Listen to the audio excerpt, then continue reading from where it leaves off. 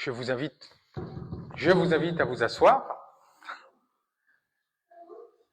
Alors peut-être que certaines et certains d'entre vous ont suivi le marathon de Paris la semaine dernière.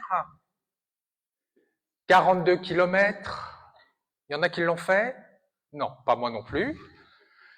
42 kilomètres et le gagnant, un Italien, l'a fait en 2 heures et quelques minutes.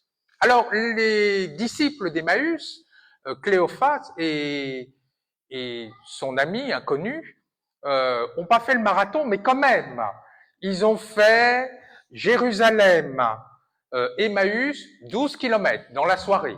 Ils sont revenus 12 kilomètres et ils sont partis après, nous dit la suite du récit qu'on n'a pas lu, à Béthanie, 11 kilomètres, ce qui fait 35 kilomètres en une soirée, c'est pas mal quand même. Alors ne cherchons pas l'historicité, ce qui s'est passé exactement, mais en tout cas, le sens spirituel. Et le sens spirituel, c'est que Cléophas et son ami, c'est chacune et chacun d'entre nous. En effet, les deux disciples, ces deux disciples, Cléophas et son ami, ont totalement perdu la foi. Ils étaient avec les disciples à Jérusalem, les apôtres, les disciples, et ils s'en vont. Ils retournent chez eux.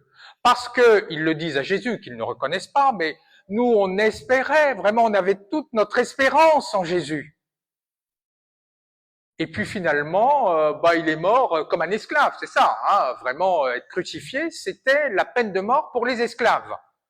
Donc vraiment, leur espérance a été douchée, ils retournent chez eux. Alors il dit oui, certes, il y a quelques femmes. Alors à l'époque, vu le contexte, quand des femmes parlaient, c'était pas très crédible. Donc oui, quelques femmes ont annoncé qu'il était ressuscité, mais enfin bon, ça, nous on l'a pas vérifié. Donc ils ont vraiment